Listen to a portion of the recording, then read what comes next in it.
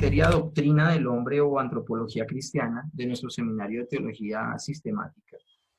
Y estamos ya en la clase número 4 y hemos llegado así a la doctrina del pecado o amartiología.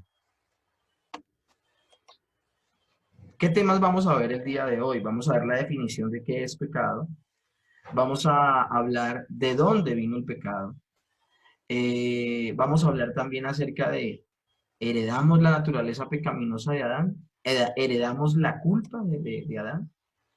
Esos van a ser los temas, los tópicos que vamos a estar intentando ver el día de hoy todos, porque la clasecita de hoy es larga, pero entonces vamos a intentar poder ver todo este tema en esta sola clase. Definición de pecado. El pecado es no conformarnos a la ley moral de Dios en acciones, actitudes o naturaleza. Vuelvo y le repito, el pecado es no conformarnos a la ley moral de Dios. ¿Y no conformarnos a la ley moral de Dios en qué aspectos? En acciones, en actitudes o naturaleza. Pecar no es solo hechos, es decir, no son solamente acciones. Y esto es bueno tenerlo en cuenta porque los fariseos pensaban que pecar era actuar, era hacer. Y por eso ellos no cuidaban mucho su mente y su corazón, no cuidaban sus intenciones. Pero el Señor viene y al interpretar correctamente las escrituras les muestra que, por ejemplo, con el adulterio, no solamente era caer en el mismo acto, sino aún codiciar a alguien indebidamente en su corazón. Entonces, podemos llegar a la conclusión de que el pecado no son solo hechos, sino que también son actitudes.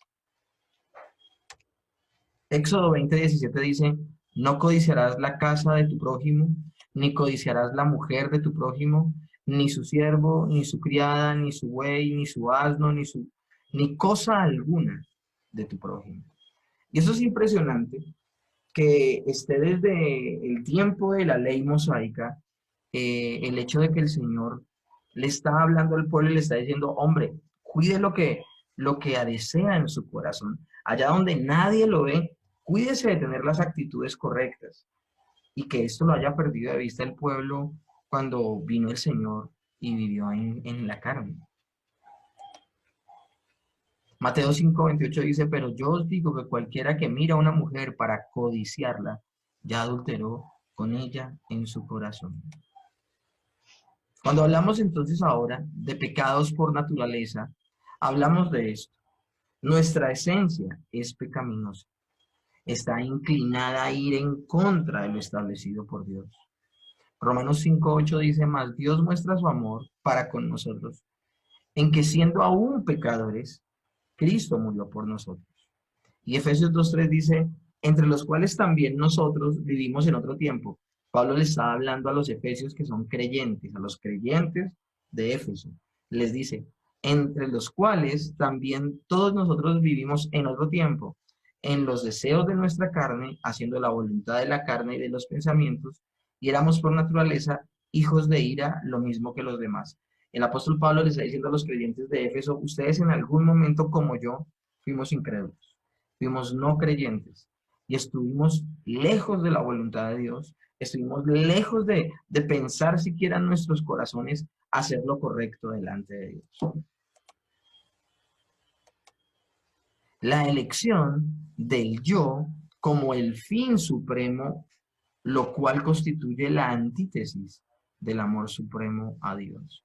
Eso es lo que dice A.H. Strong acerca del pecado, la elección del yo como el fin supremo, lo cual constituye la antítesis del amor supremo a Dios. Una persona que vive en el centro de la voluntad de Dios es una persona que vive para la gloria de Dios, no vive para sí mismo. Es por eso que es importante que nosotros podamos entender lo necesario que es renunciar al pecado, el arrepentimiento y el poder posicionar nuevamente al Señor en el lugar correcto. Ahora, eso no lo podemos hacer nosotros. Eso lo hace el Señor cuando el hombre nace de nuevo, cuando el ser nace de nuevo y el Espíritu Santo habita dentro de la persona. Esa persona puede volver a poner en orden las prioridades y va a poner como en primera instancia a Dios. Primera de Juan 3:4 dice, Todo aquel que comete pecado infringe también la ley, pues el pecado es infracción de la ley. Entonces estamos yendo en contra de la palabra de Dios cuando pecamos. El pecado trae dolor a nuestra vida, pero el pecado es más que simplemente destructor y doloroso, porque el pecado es directamente lo opuesto al carácter moral de Dios, el creador y el dador de vida de todo el universo. O sea, que es verdad, hay gente que categoriza los pecados de esta manera. Pecados contra mí mismo, pecado contra los demás y pecados contra Dios. Y bueno, esa categorización está bien. Pero aún cuando yo peco contra mi prójimo y aún cuando yo peco contra mí mismo, estoy pecando contra Dios. O sea, en todo momento, ya sean pecados directos contra Dios, o pecados contra el prójimo, o pecados contra sí mismo, contra uno mismo, todo el tiempo yo estoy pecando contra Dios, porque estoy pecando y estoy reaccionando, interactuando de una manera pecaminosa con lo que el Señor hizo, con lo que el Señor estipuló, con lo que el Señor estableció. Entonces, por esa razón, dice la traducción que ahorita hablábamos, la interpretación de Strong, que es la antítesis de vivir para la gloria de Dios. El pecado es todo lo contrario. Hay gente que dice que el pecado es de lo más natural que hay. Yo lo presentaba en algún momento en alguna predicación de la siguiente manera. Eh, Hay un dicho que por mucho tiempo fue popular y fue este dicho, el de errar es de humanos.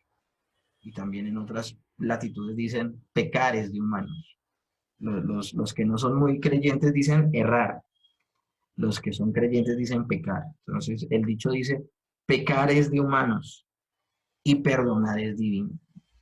Y lo que muestra ese dicho es que no hay algo tan natural y tan humano como pecar.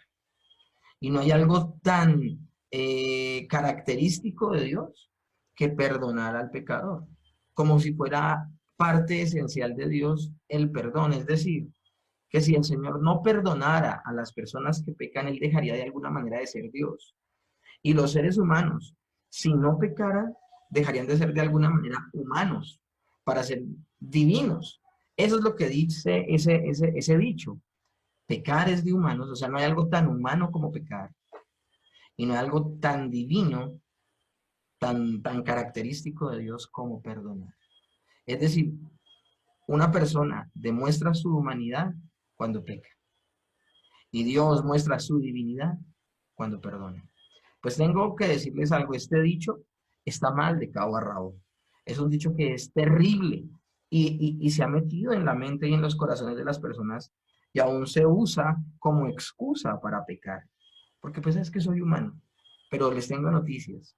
Cuando el ser humano fue creado, y fue una de las primeras clases que tuvimos de esta materia, cuando el ser humano fue creado para que fuese la imagen y semejanza de Dios. O sea, hubo un momento en la humanidad donde el ser humano era completamente humano y no había pecado en él. O sea, el pecado no hace parte esencial del hombre, del ser humano. No hace parte esencial. Y lo importante de esta apreciación que les estoy haciendo al día de hoy es esto, que tampoco es una obligación de Dios para hacer Dios el perdonar. Por eso les digo que este dicho está mal completamente desde uno y otro lado.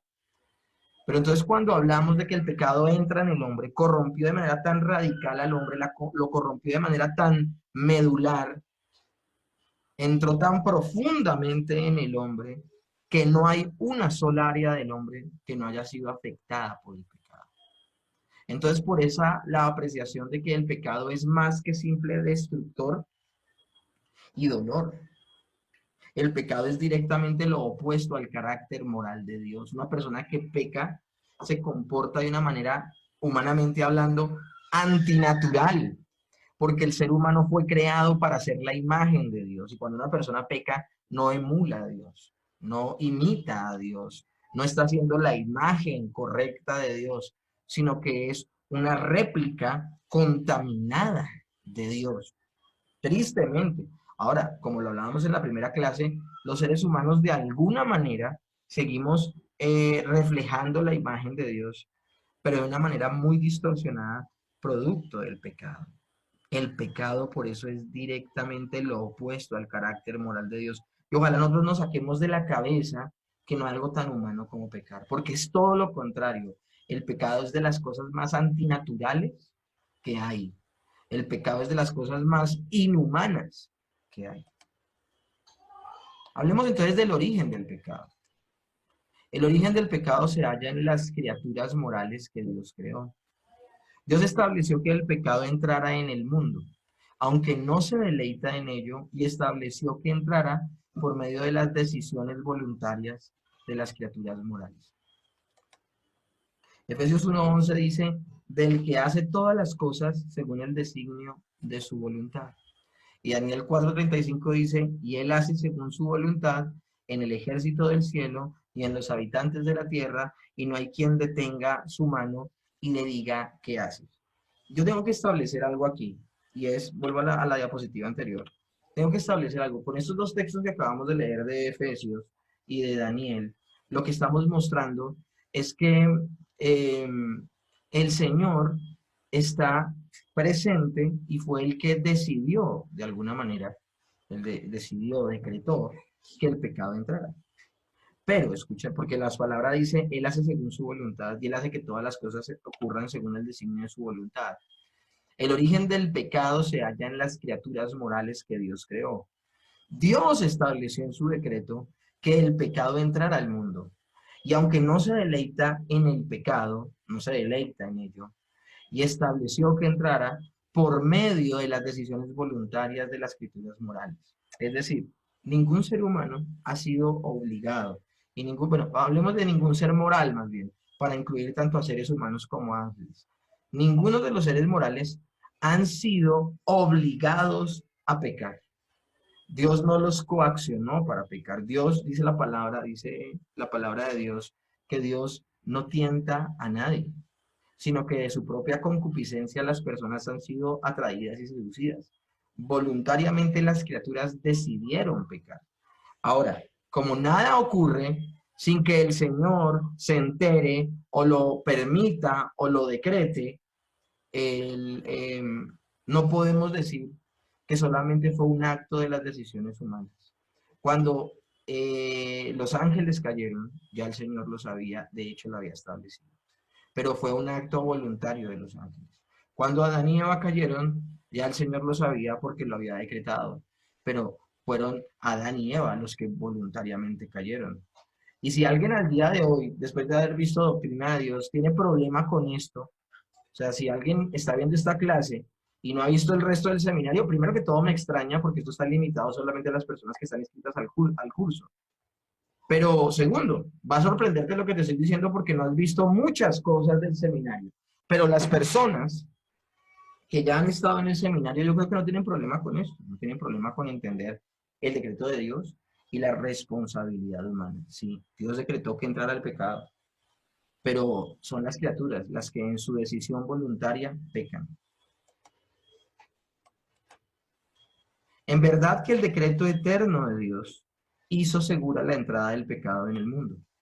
Pero esto no se debe interpretar de manera que Dios resulte la causa del pecado en el sentido de ser el autor responsable.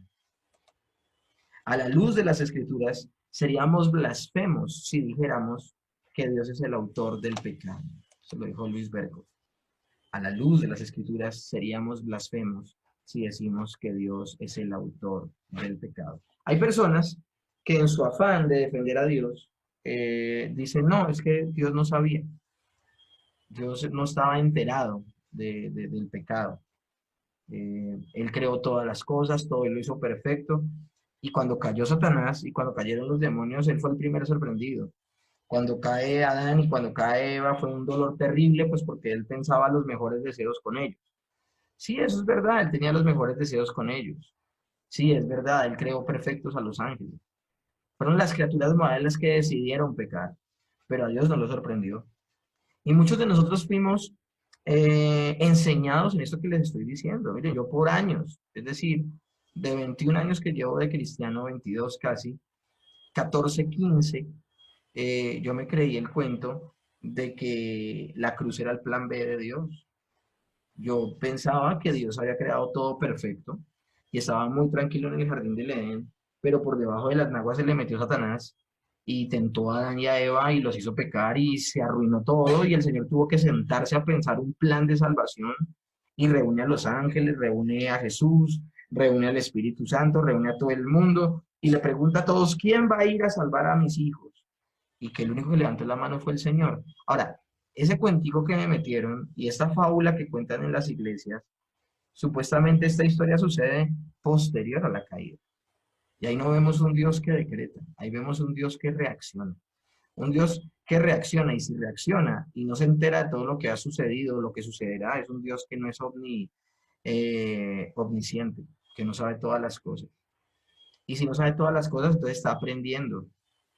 Y esto son implicaciones que cambian completamente nuestra manera de ver a Dios.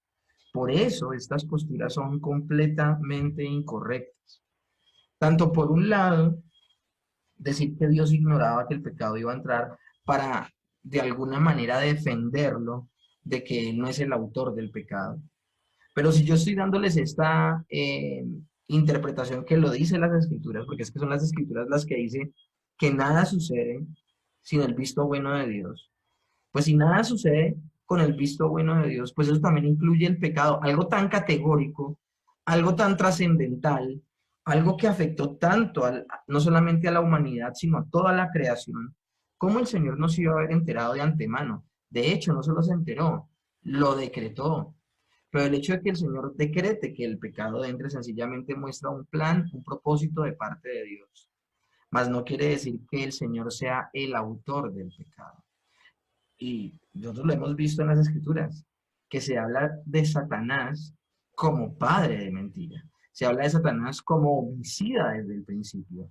¿Por qué? Porque se habla de que Satanás es padre de mentira, porque se habla de que Satanás es homicida desde el principio, porque siempre se une a Satanás con el inicio del pecado, porque el primer ser que pecó fue Satanás. Entonces, nosotros tenemos que tener en cuenta esto. Cuando los ángeles caen, caen de manera voluntaria. Pero al Señor no lo sorprende esto que ellos hacen porque Él ya lo ha decretado. Él tiene segurísimo todo lo que va a suceder. Y esto no le quita la responsabilidad al ser moral. Todo lo contrario, el ser moral es el responsable. Por eso podemos declarar que a la luz de las escrituras seríamos blasfemos si dijéramos que de alguna manera hablar de la soberanía de Dios hace responsable a Dios como el autor del pecado. No, no es lo que estamos queriendo decir. Una cosa es que el Señor haya querido decretar porque Él sabe todas las cosas y porque Él es el que autoriza que las cosas sucedan en la creación y todo con un propósito. Él tiene el cuadro completo, Él sabe por qué ha permitido cada cosa que ha permitido. Pero otra cosa es que el Señor peque para ejecutar ese plan. El Señor no peca, el Señor no puede pecar. ¿Quién fue el primero en pecar? Pues bueno, ya les soplé, Satanás y los demonios caídos. Pero con respecto a la raza humana, esto es con respecto a los seres angelicales, Satanás y los demonios. Pero con respecto a la raza humana, ¿quiénes fueron los primeros en pecar? Adán y Eva. Y esto va a ser el grueso de la clase de hoy. Génesis 3, del 1 al 19. Características típicas del pecado en general. El pecado ataca la base del conocimiento. Lo primero que hace el pecado es como cuestionar el conocimiento que viene de parte de Dios. Porque al cuestionarlo, al vulnerarlo, al ponerlo en tela de juicio, esa duda permite que el ser moral se debilite de alguna manera de sus principios, de estar arraigado y ceda. De una respuesta diferente, dar una respuesta diferente a esto. ¿Qué es la verdad? Génesis 3:4 dice, entonces la serpiente dijo a la mujer, no moriréis. La mujer tenía en su cabeza metido que si ella comía del fruto del árbol, ella ciertamente iba a morir. Y se lo había transmitido muy bien su esposo. Y a su esposo se lo había dicho correcta y claramente Dios. De todo fruto del huerto puedes comer, mas del árbol de la ciencia del bien y el mal no comerás, porque el día que comas de ese árbol ciertamente morirás. El Señor se lo dijo claramente. Entonces lo primero que hace el pecado es que ataca la base del conocimiento. El Señor dice, la consecuencia de tu desobediencia será que morirás, no vivirás eternamente. Y lo que primero hace Satanás al tentar al hombre, a los seres humanos, es decirles, no moriréis. Y con ese no moriréis, él indirectamente está diciendo, Dios les mintió. Eso no es verdad. Y en ese momento Eva duda de la palabra de Dios. Segundo, el pecado ataca la base de las normas morales. Y la pregunta que vendría es, bueno, la anterior era ¿qué es la verdad? Ahora, ¿qué es lo bueno? Quien determina qué es bueno o qué es malo es Dios. Y se lo determina al hombre. Y por eso le dice, no comas del fruto, porque si comes del fruto morirás. Él está diciendo, comer del fruto del árbol, del bien y del mal, de la ciencia del bien y del mal, te hará daño. Créemelo, te hará daño. Lo mejor que puedes hacer, Adán, lo mejor que puedes hacer, Eva, es obedecer. Entonces, Dios les está diciendo qué tienen que hacer. La serpiente, por el contrario, sugiere que estaría bien comer de dicho árbol porque los haría como Dios. Eso es lo que dice Génesis 3:5. Eva confió ya no en la evaluación que al respecto había dicho y decretado Dios, sino que ella empieza a confiar en su propia evaluación de lo que es bueno y no en la dirección de Dios respecto a lo que es bueno. Y esa es la tragedia que estamos viendo al día de hoy, que es el hombre quien determina qué es bueno y qué es malo. Ya no es la bendita palabra de Dios, ya no son las escrituras, es el mismo hombre escogiendo para él qué es bueno y qué es malo. Tercero, el pecado ataca la verdad de quienes somos. Y esa tercera es, ¿quién soy yo? La respuesta correcta era que Adán y Eva eran criaturas de Dios, dependientes de Dios. Él era quien gobernaba sobre ellos. Ahora, las criaturas eran seres subordinados al Creador y Señor.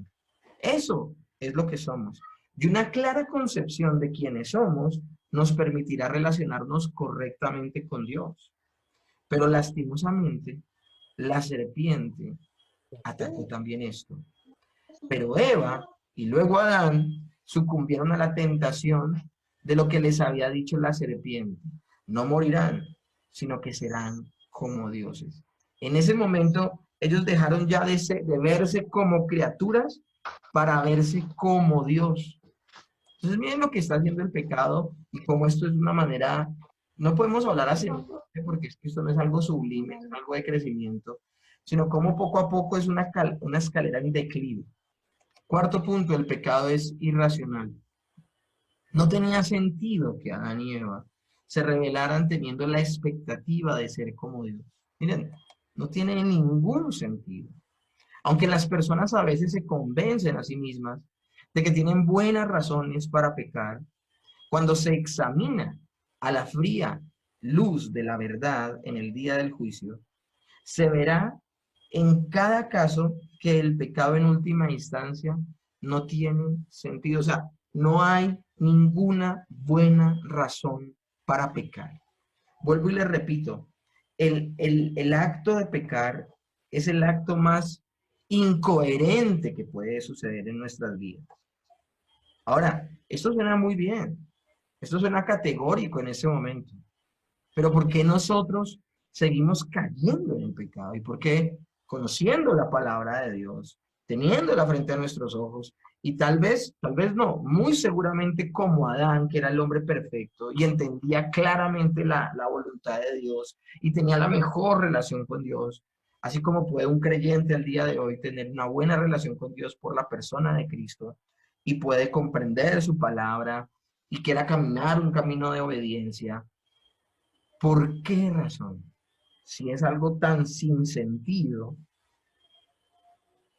en nuestras vidas, en algún momento volvemos a caer. La doctrina del pecado heredado es el momento preciso para poderla transmitir, porque es una de las razones primordiales para conocer nuestro comportamiento antes de ser regenerados como seres naturales, luego de ser regenerados y aún ver la belleza de lo que es la glorificación. La doctrina del pecado heredado. Ustedes han escuchado muchas veces lo que es el pecado de Adán, o el pecado que heredamos de Adán. El pecado original también se puede llamar. Se malentiende con facilidad tomando como referencia el primer pecado de Adán, al hecho, al acto en sí. Entonces yo les pregunto, ¿qué es el pecado original? Entonces, cuando Adán y Eva comieron del fruto prohibido. Miren, teológicamente, eso no es el pecado original. Esa es la evidencia histórica. Ese es el trasfondo histórico. Ese es el fundamento. Eso fue cómo sucedió. Pero teológicamente, y podríamos hablar de que es un relato de Génesis 3, pero si vamos a hablar teológicamente del término pecado original, no se está refiriendo al hecho en sí. Es nuestro pecado como resultado de la caída de Adán. Eso es el pecado de Adán. Es nuestro pecado como resultado de la caída de Adán. Y esto, que es pecado original, también se conoce como pecado heredado, nos afecta en diversas formas. Y es lo que vamos a ver al día de hoy. ¿Cómo nos afecta el pecado de Adán? Primero que todo, heredamos la culpa, es decir, somos declarados culpables a causa del pecado de Adán. Romanos 5:12 dice, por tanto, como el pecado entró en el mundo por un hombre y por el pecado la muerte, así también la muerte pasó a todos los hombres, por cuanto todos pecaron. Todos pecaron significa que para Dios todos los hombres pecaron cuando Adán desobedeció. Alguien acá puede brincar y alegar y decir, pero no estoy de acuerdo, ¿cómo es que esto es posible? Si yo no estaba allí, yo no le pedí que me representara. Pues les tengo noticias, mis hermanos. La manera en que el Señor se ha relacionado con los seres humanos es a través de pactos. Y el Señor hizo un pacto con Adán, que fue el pacto de obras. Y dijo, si te portas bien, vivirás eternamente. Si desobedeces, morirás.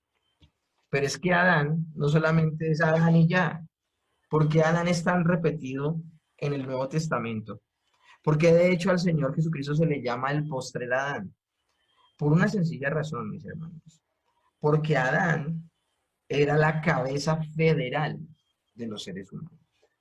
Al hacer un pacto Dios con Adán, si Adán desobedecía ese pacto, toda su descendencia lo estaba desobedeciendo. Si Adán y Eva desobedecían a Dios y caían, y el pecado entraba en su vida, ese pecado iba a afectar a toda su generación, a toda su descendencia. El término todos pecaron entonces significa que para Dios todos los hombres pecaron cuando Adán desobedeció.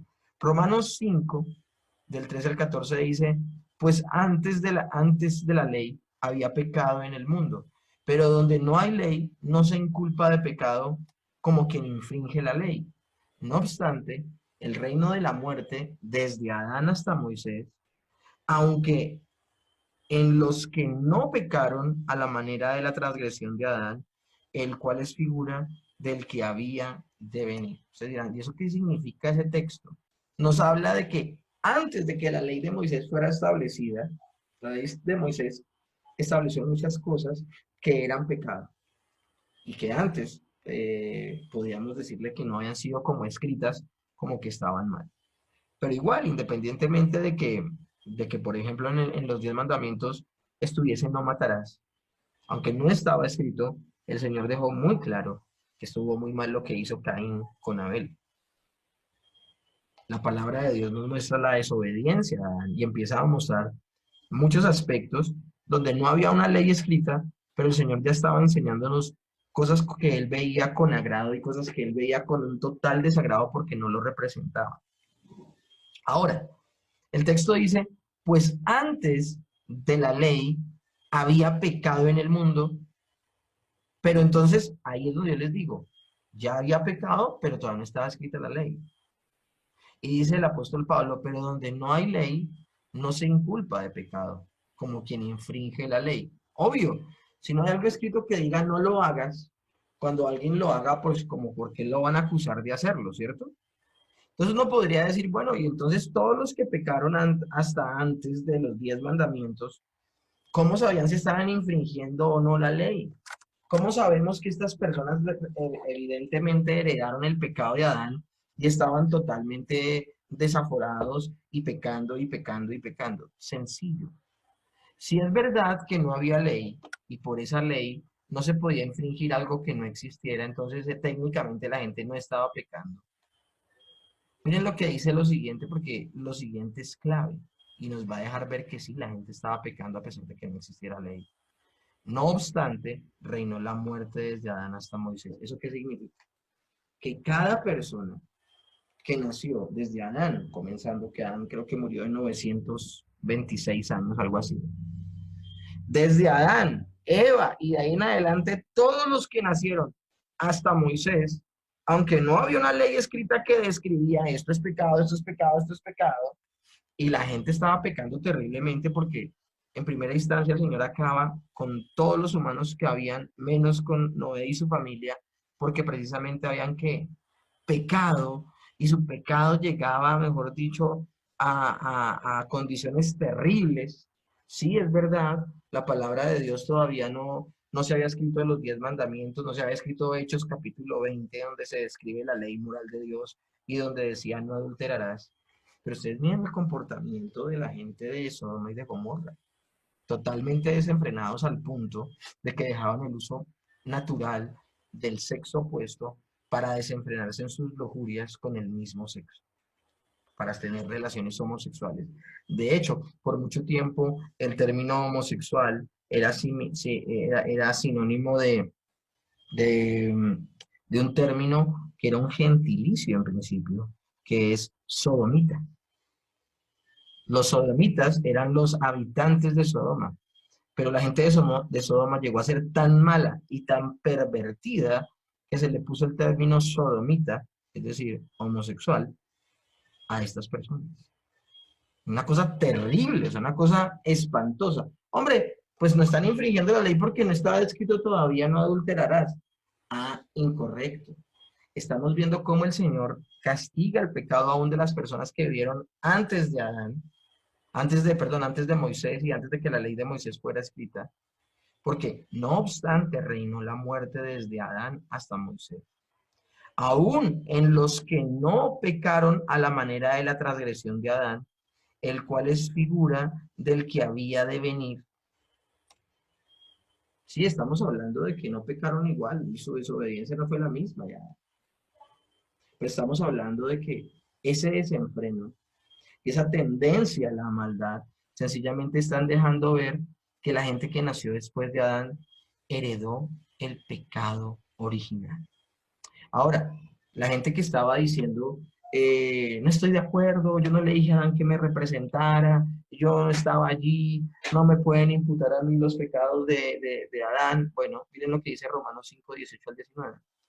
Así que como por la transgresión de uno vino la condenación a todos los hombres, de la misma manera por la justicia de uno vino a todos los hombres la justificación de vida.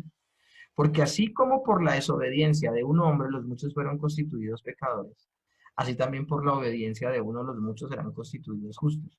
Me gustaría ver a las personas que estaban alegando por por la representación de Adán, por la humanidad, que alegaran de la misma manera por la representación de Jesús, por la humanidad. Porque lo mismo sucede, el Señor Jesús, sus justicias se le imputan no a toda la humanidad, sino a todos los que pertenecen a la humanidad que depositen su confianza y su fe en Él. Aquellos que crean en Jesús, ese sacrificio que el Señor ofreció, esa vida perfecta, esa obra perfecta del Señor Jesucristo, será imputada a estas personas. Muchas veces las personas solamente alegan por la parte de Adán, pero no alegan por la parte de Jesús. Jesús también es ese postrer Adán, que donde Adán, el primer Adán, falló y no pudo, el postrer Adán sí pudo. Esto es maravilloso. La conclusión que podemos sacar de estos versículos es que todos los miembros de la raza humana estaban representados por Adán en el momento de su prueba en el huerto del Edén. Y nosotros debemos tener en cuenta esto y es claro, o sea, cuando hablamos, bueno, es que no me quiero adelantar, miremos más bien si podemos desarrollar lo que significa el pecado original o el pecado heredado y les hablo ya de dos aspectos muy importantes. Al pecar Adán, Dios nos consideró a nosotros culpables como también a Adán. Y eso se llama el término imputar, que lo hemos estado usando de manera libre en muchos escenarios y en muchos espacios donde hemos enseñado. Entonces, es un término que para ustedes ya es familiar. Imputar es un término legal. Imputar es un término donde se habla de que una persona, hay las suficientes pruebas para poderla inculpar de un delito.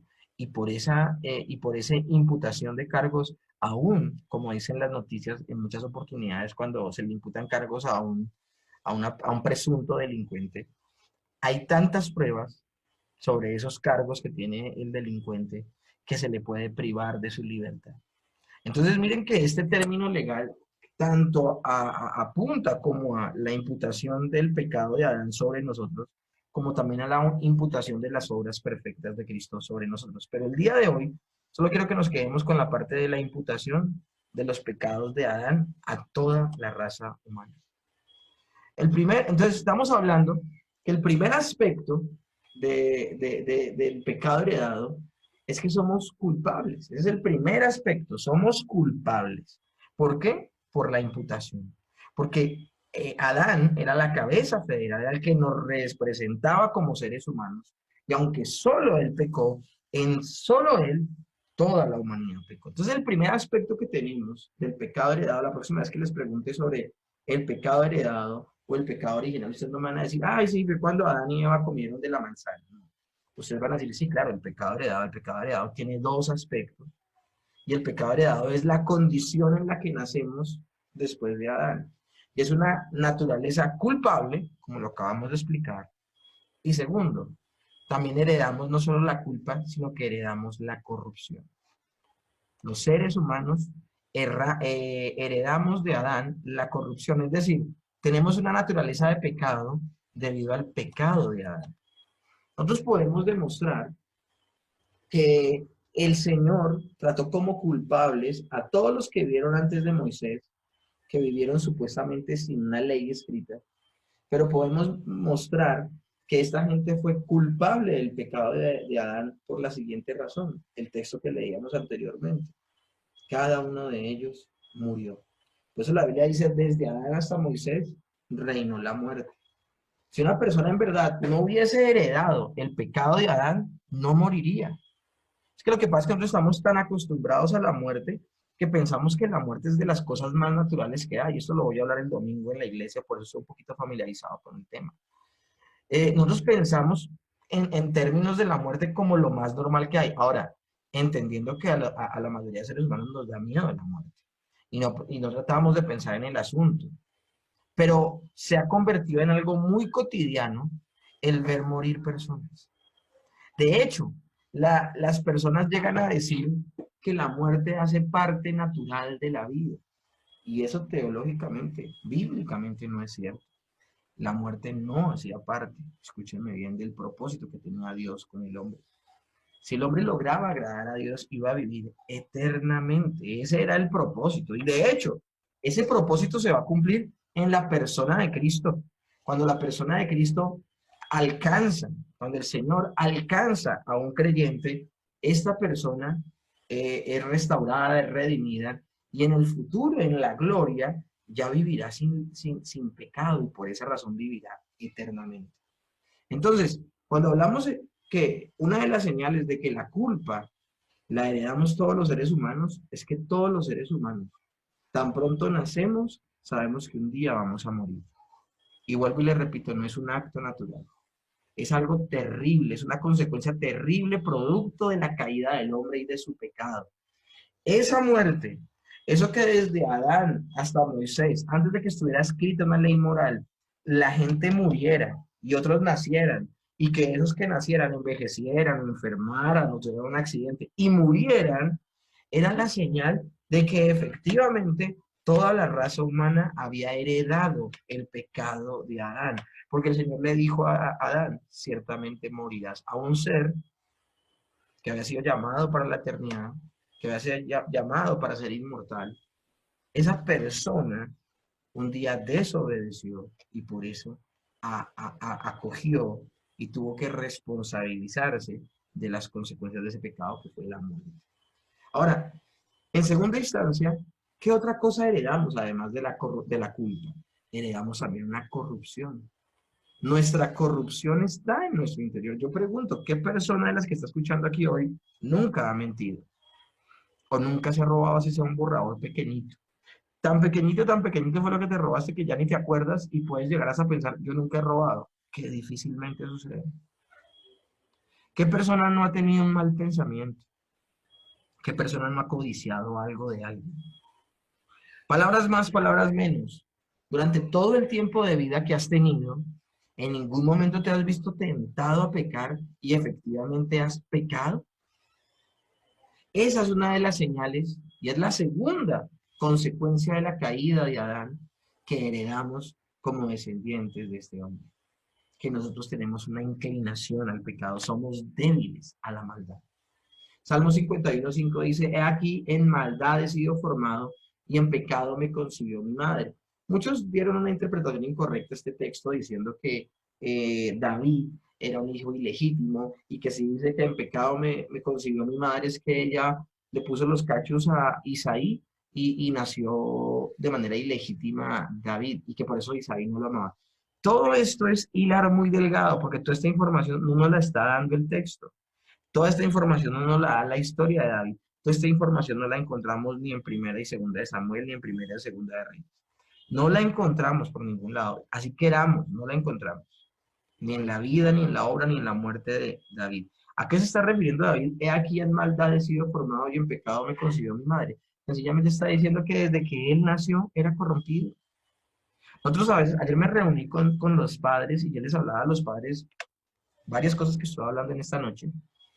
Y yo les decía que no subestimáramos a nuestros hijos, porque a veces vemos a nuestros hijos con esa cara angelical, los vemos tan lindos que nos rompen un plato, y a veces como que hasta alcanzamos a decir, pero ¿qué le evangelizo si él es santo? Él ya es un santo, es un lindo. Pero luego empezamos a ver el comportamiento de nuestros hijos, y empezamos a ver que en ellos se alberga el egoísmo, se alberga la violencia, se alberga la manipulación, porque todo esto lo vemos en un niño de no menos de 1 o 2 años de edad. En un niño ustedes pueden ver vivita, la naturaleza caída de un ser humano. Un psicólogo decía alguna vez que si a un niño se le daba la fuerza de un hombre de 30 años, ese niño de pecho literalmente mataría a su mamá por sus caprichos. Cuando David estaba hablando en maldad de sido formado, estaba hablando que desde no había nacido David y ya era un ser pecador. Nosotros no pecamos y en el momento de pecar nos volvemos pecadores, no. Nosotros ya somos pecadores y aunque un bebé recién nacido nunca haya pecado, ya es un pecador. Aunque un bebé recién nacido nunca haya tenido la oportunidad de decir una mentira, ya él es un mentiroso, ya él es un pecador. Porque nosotros heredamos de Adán esa culpa, pero también dentro de nuestro ser, escúchame bien, hay una naturaleza que nos jala a la maldad. La palabra de Dios dice que si no nacemos de nuevo, no queremos ni podemos seguir a Dios. No queremos ni podemos seguir a Dios. Efesios 2:3 dice, y éramos por naturaleza hijos de ira, lo mismo que los demás. Miren, el apóstol Pablo nuevamente diciéndole Éfesos, a los de la iglesia de Éfeso, les está diciendo a los efesios, miren, nosotros antes de convertirnos éramos tan pecadores como el que más.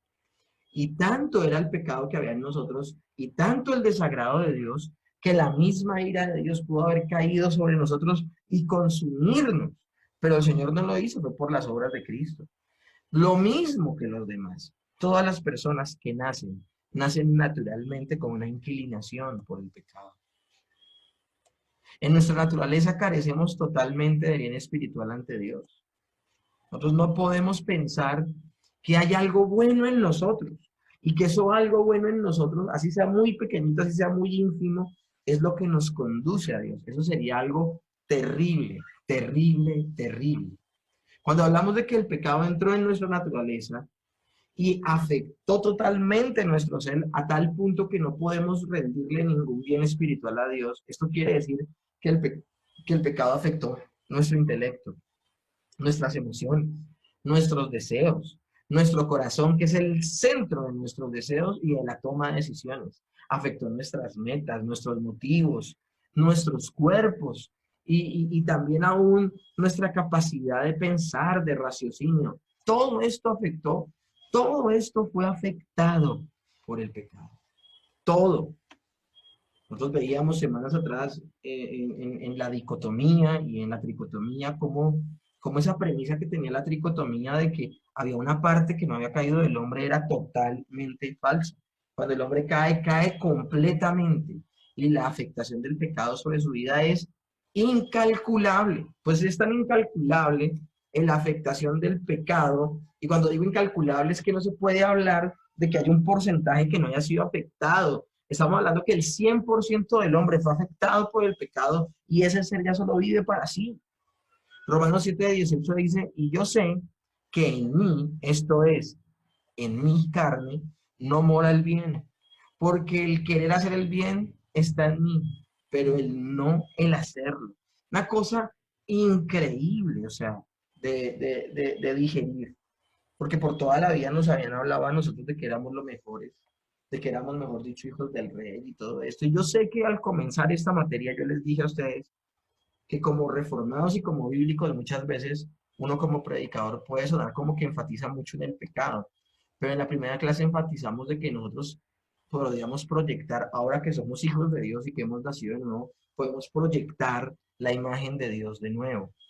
Pero no nos podemos ir al otro lado, porque eso es lo que ha hecho el pentecostalismo y el carismatismo, se ha ido al otro lado y ha olvidado por completo las consecuencias del pecado y lo que ha hecho es decir que las personas muchas veces, sin haber nacido de nuevo, llegan a la iglesia y las rodean de un discurso de tanto amor y de tanto éxito y de tanta gloria mundana, tengo que aclarar, que la gente dice, wow, yo soy de lo mejor. Con razón el Señor me tiene esculpido en la palma de su mano. Con razón el Señor, yo soy la niña de sus ojos, porque me amaste a mí. Y todo esto es falso. Todo esto es falso. Sí, el Señor ama, pero ama al creyente y lo ama por las misericordias de Cristo. Pero no porque lo vea y ya. Acuérdense que el plan de salvación es un resultado de la voluntad libre de Dios. Dios no estaba obligado a salvarnos y Él sencillamente, movido a misericordia, nos quiso salvar. Entonces, por eso el apóstol Pablo dice, yo sé que en mí, esto es en mi carne, o sea, estamos hablando del ser natural, no mora el bien, porque el querer el bien está en mí, pero no el hacerlo. Las personas cuando estudian Romanos capítulo 7 y escucha hablar a Pablo de esta manera, se cree que Pablo está hablando de su condición antes, escúchenme bien, de haber nacido de nuevo. De hecho, ustedes terminan de leer el capítulo 7 y dice, miserable de mí, ¿quién me librará de este cuerpo de muerte? Pero luego dice, pero gracias sean dadas a nuestro Señor Jesucristo. Y empieza a hablar de una cosa, de una manera tal, donde posiciona al Señor y habla de que desde que llegó el Señor a su vida cambió, e inmediatamente nos habla de Romanos capítulo 8, que es la vida en el Espíritu. Entonces, si en el capítulo 7 habla de carne, no está hablando de la parte material de Pablo, no está hablando de su cuerpo físico, está hablando de cuando él era un ser natural. Y cuando habla de la vida en el Espíritu, está hablando de aquella persona que ha sido elegida por Dios, ha nacido de nuevo y de ahí en adelante puede comenzar un proceso de santificación. Entonces estamos hablando, mis hermanos, que cuando el hombre permitió el pecado en su vida, cayó categóricamente. Cada una de las áreas de su ser fue afectada y no podemos presentar ninguna clase de bien a Dios. Génesis 6:5 dice, y vio Jehová que la maldad de los hombres era mucha en la tierra, y que todo designio de los pensamientos del corazón de ellos era de continuo solamente el mal. Yo pregunto, ¿esa gente era más mala que la gente que hay al día de hoy? ¿Será? ¿Será que la gente que vivió antes del diluvio universal eran mucho más malos que los que viven ahora? Eran completamente los mismos. Eran personas que no habían nacido de nuevo. Y por eso la maldad era mucha en ellos. Y todo lo que ellos pensaban era en su corazón, era solamente el mal. Aún las cosas tal vez muy sublimes o desinteresadas supuestamente, por el mismo hecho de hacerlos para su propia gloria, las manchaban y las hacían pecaminosas. Jeremías 17:9 dice, engañoso es el corazón más que todas las cosas y perverso. ¿Quién lo conocerá? Hombre, cómo me gustaría que estos textos fueran textos centrales en los cultos dominicales de muchas iglesias. Cuando en muchas iglesias lo que nos están hablando es Dios está encantado con tu corazón. Jeremías nos está diciendo, ojo con el corazón del hombre, porque es engañoso y es perverso. A esto se le conoce, a esta posición, se le conoce como depravación total. Y cuando hablamos de depravación total, no es que el hombre pueda llegar a ser tan malo como pudiese llegar a ser, no. Depravación total habla más bien como lo llamaba R.C. Sproul, una corrupción producto del pecado de manera radical.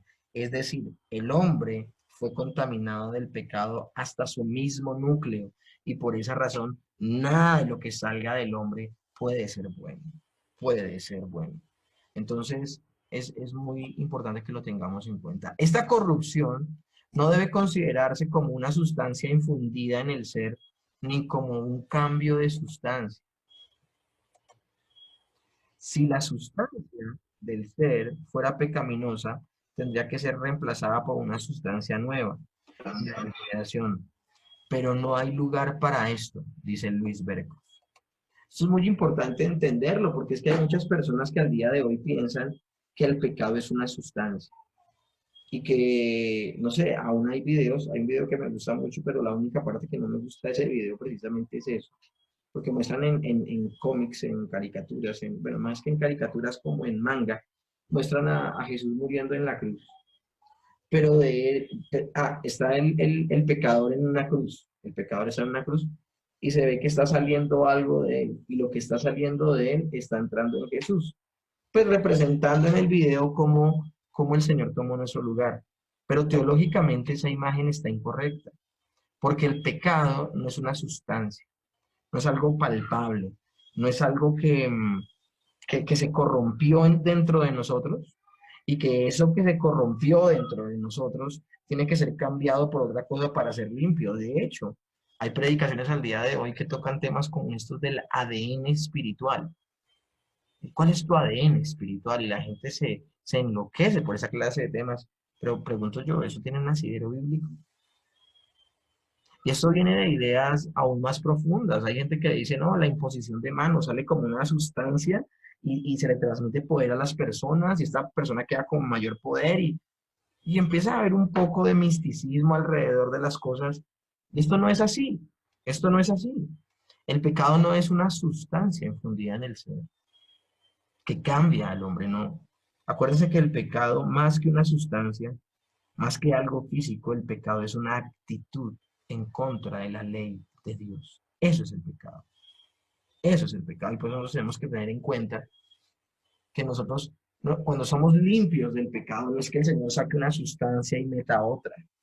Cuando somos limpios del pecado, es que el Señor ha cambiado nuestra manera de pensar, producto de que el Espíritu Santo habita en nuestro ser. Y por esa razón ya no concebimos hacer otras cosas. O sea, ¿qué es lo que ha sido afectado? Ha sido afectado nuestra mente, nuestras emociones, nuestra voluntad. Todo nuestro ser quiere servirle al Señor porque nuestra manera de pensar cambió. Yo les hablaba en otras clases, esta es la verdadera guerra espiritual. Pero no estamos hablando de que la limpieza viene producto de sacar eso malo, eso cochino que hay en tu corazón y meter algo nuevo. No, eso no se trata de eso. De hecho, el nuevo nacimiento, a veces creemos que en el nuevo nacimiento el Señor cambia a nuestro viejo ser y nos da un nuevo ser.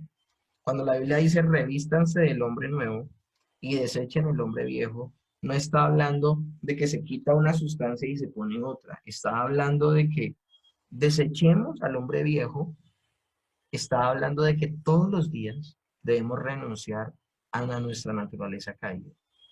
Y todos los días a la vez debemos permitir que el control lo tenga el Espíritu Santo en nuestras vidas. Cuando éramos más jóvenes, nos ceñía uno, nos ceñíamos nosotros e íbamos a donde queríamos. Pero ahora cuando maduremos en las cosas de Dios, nos ceñirá otro y nos llevará. Él será el que nos conducirá. Eso es lo que hace el Espíritu Santo en nuestras vidas, nos conduce.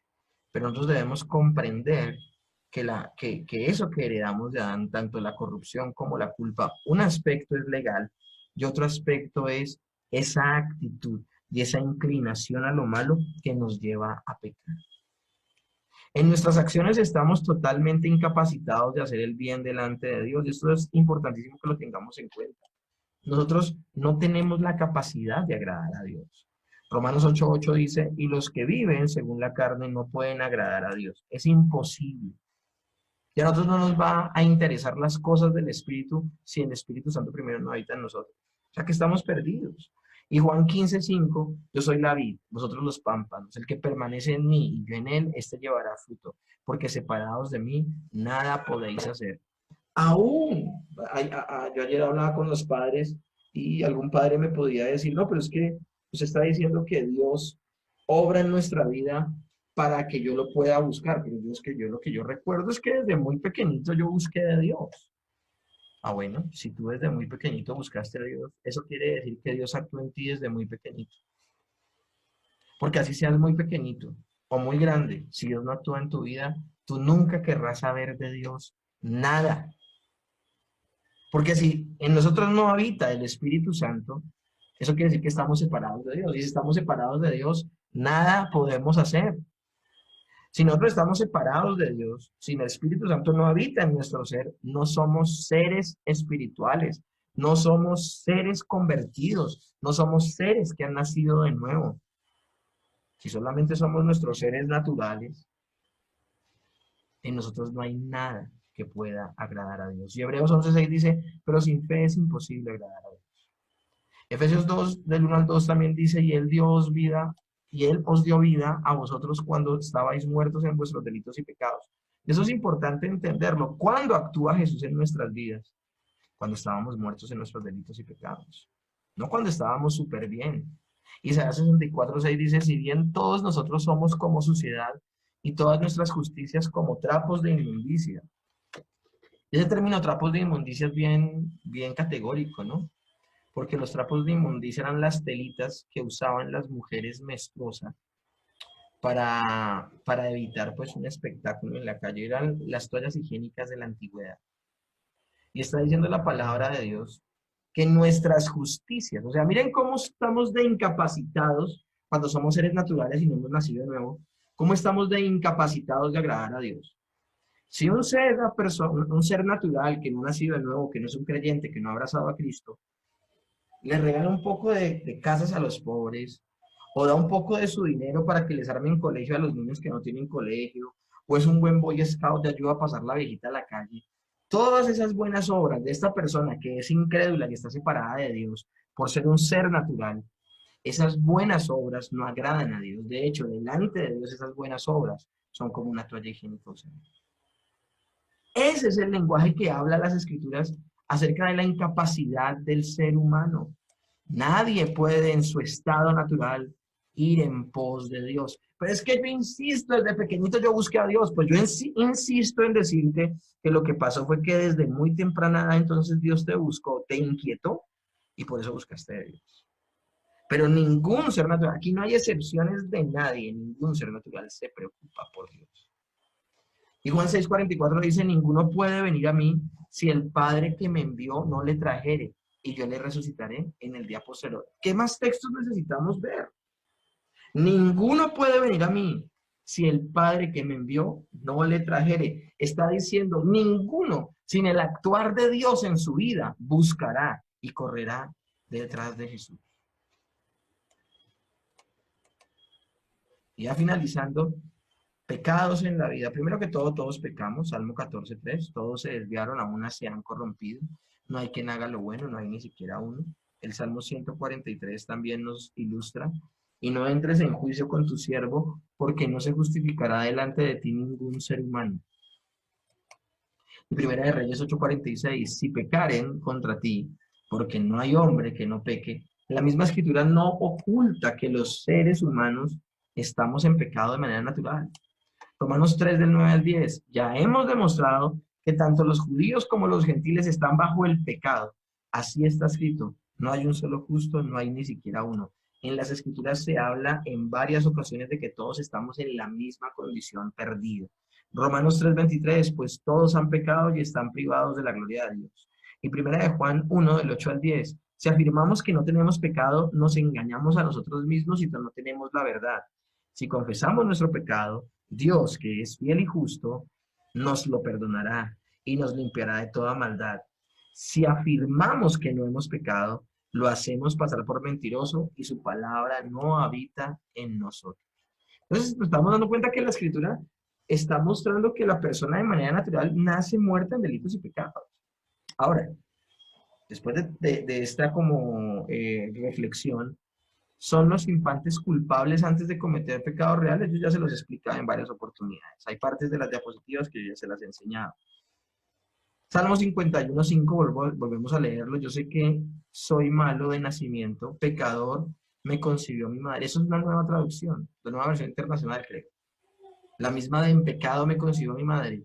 Dice David, y creo que es más diciente, yo sé que soy malo de nacimiento. Pecador me concibió mi madre. Y con eso podemos darnos cuenta que la escritura no habla de ningún tipo de excepción, ni de sexo, ni de raza, del pecado humano y su posición frente a Dios. Tenemos que afirmar entonces que los bebés o niños que mueren no pueden ser salvos sobre la base de sus propios méritos. ¿Sabes que era inocente? Entonces se va para el cielo. No hay nadie inocente, mis hermanos, porque recuerden que todos heredamos legalmente el pecado de Adán. Listo. El bebé que murió no tuvo la oportunidad de evidenciar su corrupción, pero ya era corrupto y sobre él está el cargo de culpable. Entonces los bebés no se pueden salvar sobre la base de sus propios méritos, porque ellos también son culpables y sobre ellos también hay esas concupiscencias. Lo que pasa es que no tuvo la oportunidad de pecar, porque murió muy pequeño.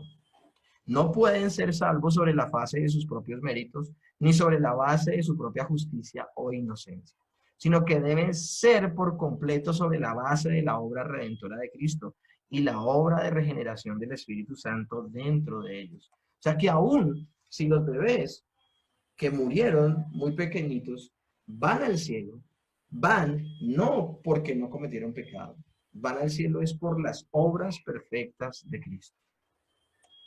Hay pecados veniales y hay pecados mortales. En otra forma de decirlo, eh, hay pecados que uno pueda categorizar que sean más graves que otros. Eso lo hace el Señor, categorizar pecados. Pero tengo noticias, mis hermanos, ante Dios todo pecado es digno de condenación, es decir, de muerte eterna. Génesis 2:17 dice, porque el día que de él comieres, ciertamente morirás. Hombre, el pecado de Adán, si lo comparamos con muchos pecados al día de hoy, no fue un pecado como tan, como tan escandaloso, ¿no? Al día de hoy, pues que quien no desobedece.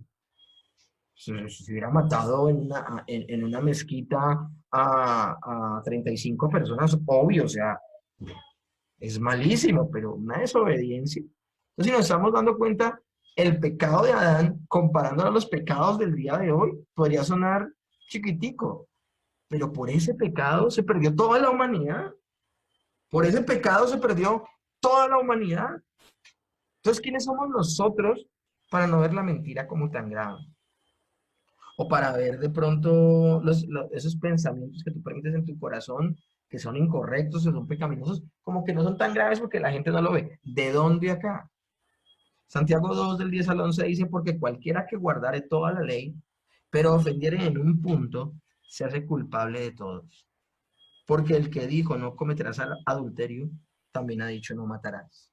Ahora bien, si no cometes adulterio, pero matas, ya te has hecho transgresor de la ley.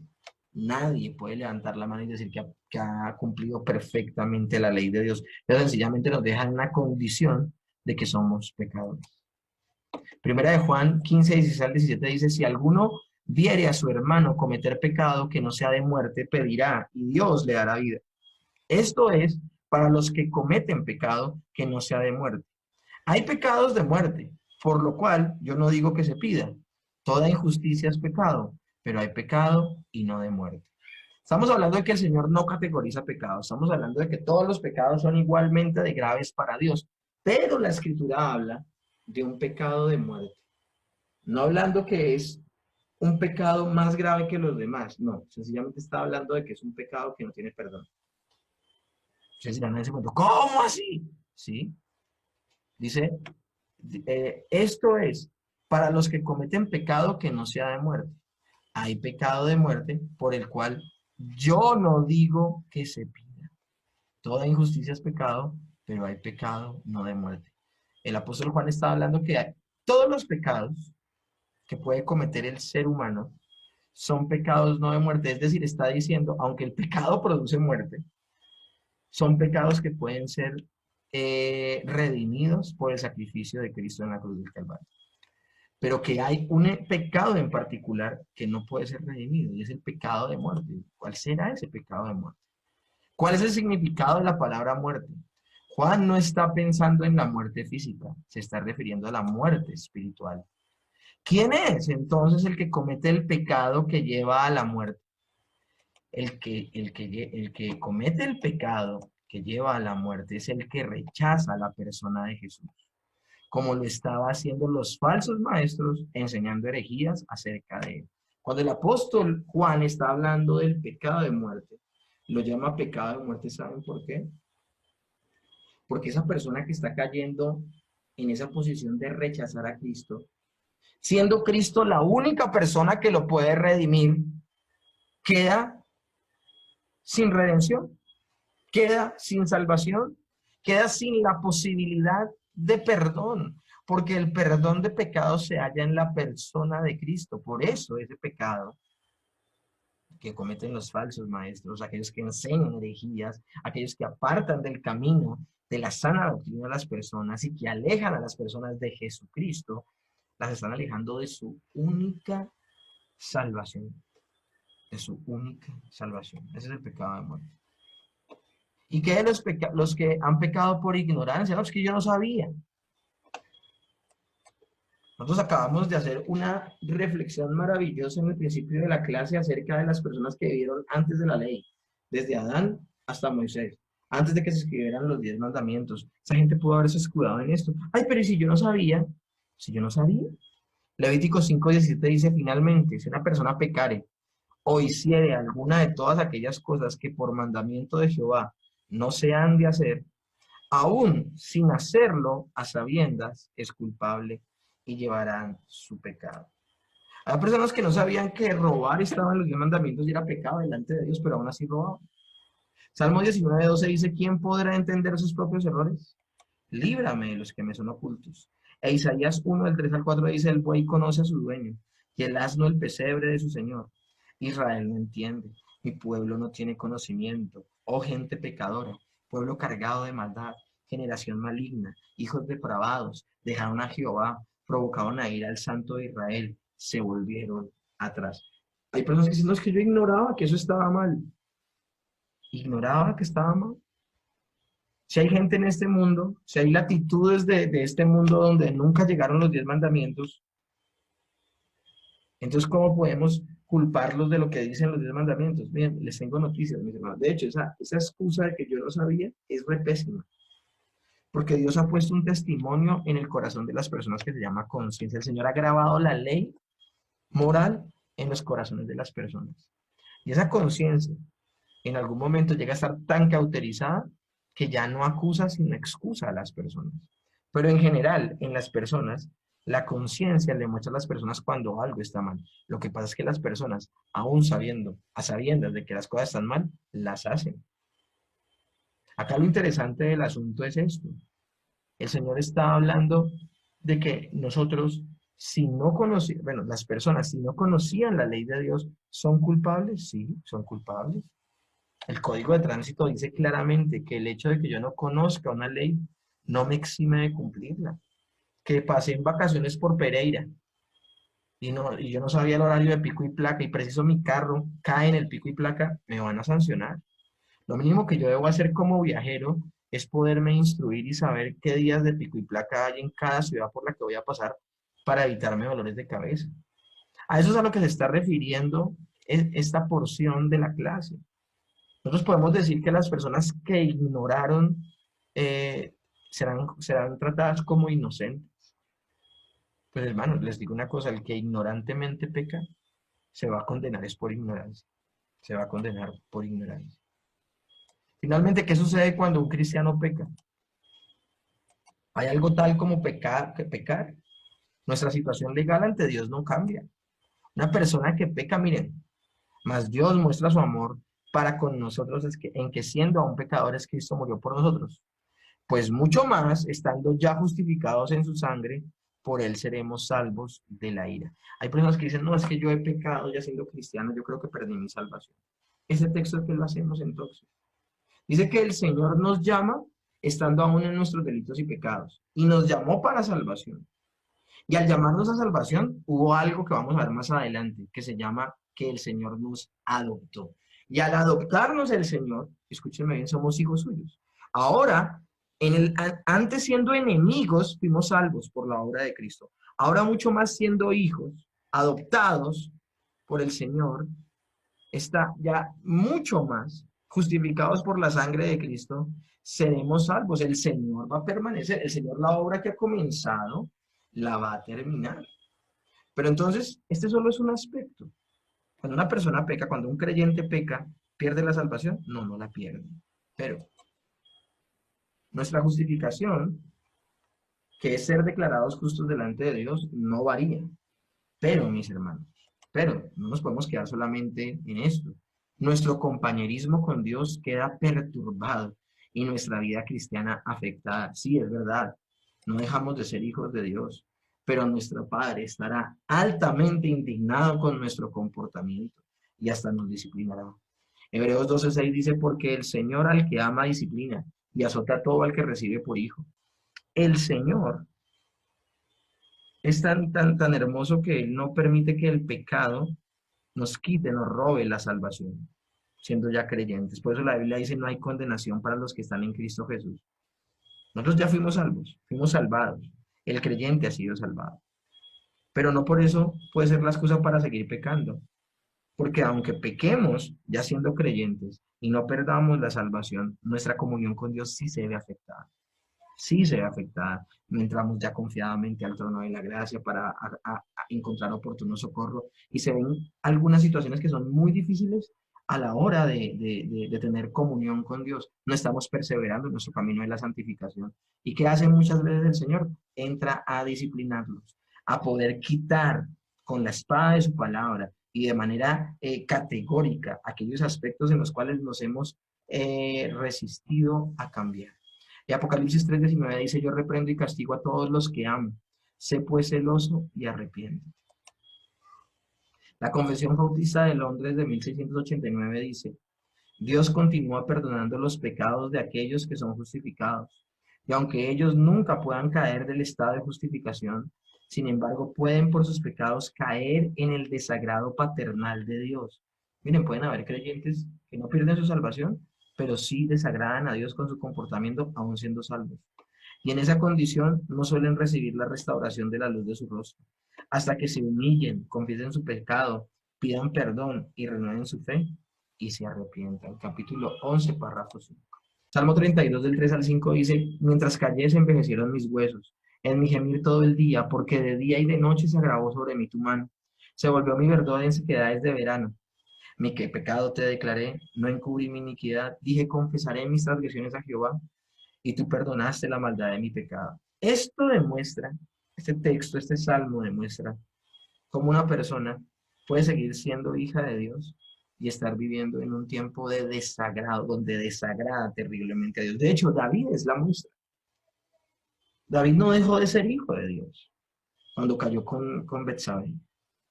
Y hizo cosas terribles, porque no solamente fue el pecado con Betsabé, fue su conspiración, fue el asesinato, fue su egoísmo, fue el dejar de pensar en el pueblo por pensar en él mismo. O sea, fueron muchas cosas las que actuaron en David. Y David nunca dejó de ser el hombre conforme al corazón de Dios. Pero Dios, miren cómo lo trató. Y Dios trae un juicio fuerte contra David. Y viene el profeta y le habla fuertemente y David se humilla. Y en su humillación escribe este salmo. Y demuestra las consecuencias del pecado. Mientras callé, se envejecieron mis huesos en mi gemir todo el día, porque de día y de noche se agravó sobre mí tu mano. Se volvió mi verdor en sequedades de verano. O sea, no lee esto y le da un escalofrío al punto de que David confiesa, mi pecado te declaré, no encubrí mi iniquidad. Dije, confesaré mis transgresiones a Jehová y tú perdonarás la maldad de mi pecado. A veces a mí me preocupa gente que al interior de la iglesia están viviendo una vida de pecado y, y no se quieren arreglar con Dios, quieren vivir esa vida doble. Y ellos dicen, bueno, algún día me arrepentiré, en algún momento me acercaré al Señor, yo soy hijo de Dios. A mí, ¿saben qué me da tristeza de esa situación? Que esa situación se prolongue por días, meses, años. Y en medio de esa situación, esa persona se salga con la suya. ¿Saben por qué? Tiene muchas implicaciones al interior de la iglesia, lo que contamina la iglesia, cómo afecta al cuerpo de Cristo esto, pero independientemente de eso, al punto al que quiero ir es ese pecado inconfeso y esta persona creyéndose creyente, si pasa mucho tiempo en su vida y esta persona no ve el trato de Dios en su vida y se sale con la suya y engaña a todo el mundo y engaña a todo el mundo al interior de la iglesia, les tengo noticias. Eso sencillamente está evidenciando que esa persona no es un verdadero creyente. Porque una persona sobre la cual la disciplina de Dios no cae, porque miren, mientras callé se envejecieron mis huesos en mi gemir todo el día, porque de día y de noche se agravó sobre mí tu mano. Eso quiere decir que David sintió el rigor de la disciplina de Dios sobre su vida y eso lo llevó a dejar su pecado. Si una persona vive en la iglesia con una actitud pecaminosa que oculta, que esconde, que nunca confiesa y nunca ve el trato de Dios sobre su vida, lo más seguro es que esa persona no es hija, porque no está experimentando el trato y la disciplina de Dios. Lo más seguro es que esa persona, aunque va a la iglesia, es un bastardo que no tiene padre y por esa razón nadie lo disciplina y por esa razón se sale con la suya. Y cuando venga el reino, el Señor lo separará el trigo de la paja y será quemado en el infierno. Eso sí me parece más grande. Eso sí me parece más grande. El peligro de evangélicos no convertidos, que es lo que estoy hablándoles precisamente. Primera de Juan 2:4, el que dice yo conozco y no guarda sus mandamientos, el tal es mentiroso y la verdad no está en él. Primera de Juan 3:8-9 dice el que practica el pecado es del diablo. Todo aquel que es nacido de Dios no practica el pecado, porque la simiente de Dios permanece en él y no puede pecar, porque es nacido de Dios. Un estilo de vida de años de creciente desobediencia a Cristo debiera tomarse como evidencia total para dudar de que esa persona sea una verdadera creyente. El castigo del pecado, el castigo del pecado, la razón primordial es que la justicia de Dios lo exige.